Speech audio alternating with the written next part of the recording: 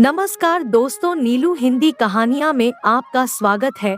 आज की कहानी है बहू से नफरत। मम्मी, मैं कह रहा हूँ ना, मैं सिया से ही शादी करूँगा, अन्यथा मैं जिंदगी भर कुंवारा रह जाऊंगा एल, और यह मेरा अंतिम निर्णय है। अब इस विषय पर मैं आपसे आगे बहस नहीं करूँगा। तभी अभिनव की मम्मी रमा जी ने कहा, बेटा तू समझदा क्यों नहीं है?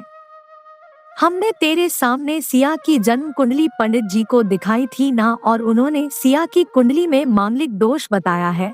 अब तू बता, सब कुछ पता होते हुए हम तेरी शादी एक मांगलिक लड़की से कैसे कर दी? तू जानता नहीं कि मांगलिक दोष वाले की जीवन साथी की मौत जल्दी हो जाया करती है एल, इसलिए तुझे मैं समझा रही हूँ, तू भूल जा सिया को एल। रमा जी ने अभिनव को बहुत समझाया, पर अभिनव का कहना था कि जब मैंने सिया से प्यार किया था तब मैंने उसके साथ प्यार करते हुए जन्म कुंडली का मिलान नहीं किया था एल, ना ही मैं इन मिलानों को मानता हूँ एल, इसलिए अब बस मैं शादी करूँगा तो सिर्फ सिया से एल, और यह मेरा आखिरी फैसला है।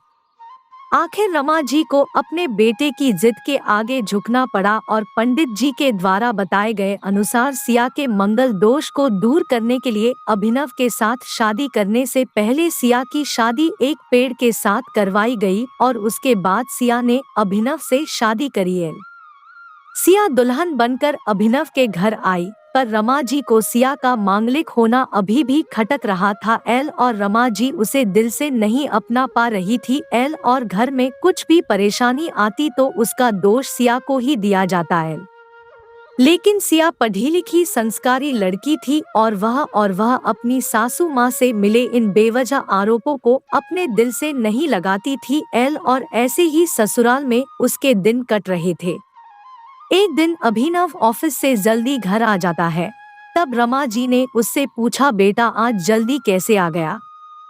तब उसने बताया, माँ आज सुबह से ही सिर दर्द और बहुत कमजोरी आ रही है, इसलिए ऑफिस में काम करने की हिम्मत ही नहीं हुई मेरी एल। तब रमा जी ने कहा, चल बेटा जल्दी कर, हमें डॉक्टर के पास चलना चाहिए। तब अभिनव और रमा जी डॉक्टर को दिखाने गए एल।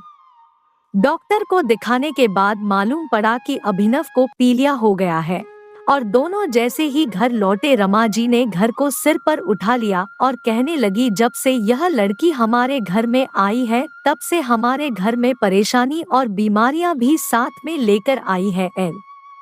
इसके कदम ही अशुभ है एल। अब देखो, इसका मांगलिक दोष हमारे बेटे पर भी असर करने लग गया है एल। कल को अगर मेरी बेटी को कुछ हो गया तो कौन जिम्मेदार होगा? तभी सिया ने कहा, मम्मी जी प्लीज, और कितना नीचा दिखाएगी मुझे एल। आज तक मैं चुप रही क्योंकि पापा ने यही सिखाया था कि बड़ों के आगे ससुराल में जवाब मत देना एल, पर आज तो आपने हद ही कर दी है। अगर मैं आज नहीं बोली तो जिंदगी भर खुद को माफ नहीं कर पाऊंगी एल। मम्मी जी, अगर आप पंडित जी पर भरोसा नहीं करती थी तो उनके कहे अनुसार आपने सारी मांगलिक दोष निवारण की विधि क्यों करवाई? क्यों पहले आपने मेरी पेड़ से शादी करवाई?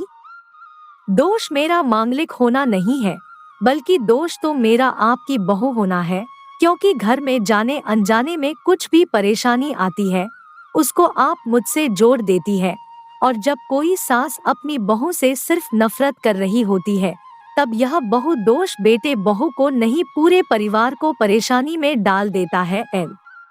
और इस बहु दोष से मुक्ति भी सिर्फ सास ही दिलवा सकती है एल। बहू को अपनी बहू माने, उसे दिल से अपनाए, उसे भी सम्मान दे और यह महसूस कराए कि वह भी इस परिवार का सदस्य है, नहीं तो बहु दोष मांगलिक दोष से भी ज्यादा पीड़ादायक हो जाता है एल।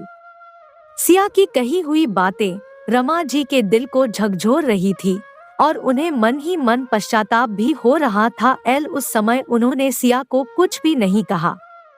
थोड़े दिन बाद अभिनव बिल्कुल ठीक हो गया और ऑफिस जाने लगा, और 1 महीने बाद अभिनव की सैलरी भी बढ़ गई। तब उसने घर आकर इसका श्रेय सिया को दिया एल। तो रमा जी बोली, हाँ सही है बेटा, तू तो सारा श्रेय बहू को ही देगा एल। तेरी माँ का आशीर्वाद भी तो तेरी प्रगति के पीछे रहता है, तेरे साथ तू तो मुझे श्रेय देना भूल ही गया एल।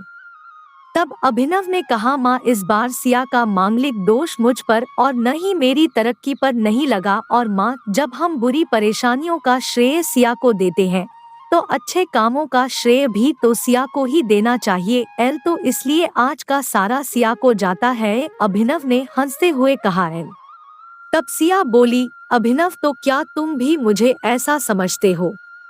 तब अभिनव ने कहा, नहीं सिया बिल्कुल नहीं एल, बल्कि मैं तो माँ को यह समझाना चाह रहा हूँ कि सुख दुख हमारे जीवन का हिस्सा है और कभी जीवन में खुशियाँ आती है तो कभी गम भी आते हैं। इसके लिए हमें परिवार के सदस्य या अपनी बहू को दोष देना उचित नहीं है। तभी रमाजी बोली, बेटा सही कह रहा है तू, और तेरी तरक्की ही बहुत है। मुझे इस झूठे दोषों से बाहर निकालने के लिए आज मैं यह कसम लेती हूँ कि आज के बाद में सिया को किसी भी बात का दोष नहीं दूंगी। एल यह सुनकर सिया आज बहुत खुश थी एल, क्योंकि आज उसको उसकी सास ने मांगलिक दोष के साथ साथ बहु दोषों से भी मुक्ति दे दी थी। एल दोस्तों, वीडियो पसंद आया हो तो वीडियो को लाइक और शेयर करें। धन्यवाद।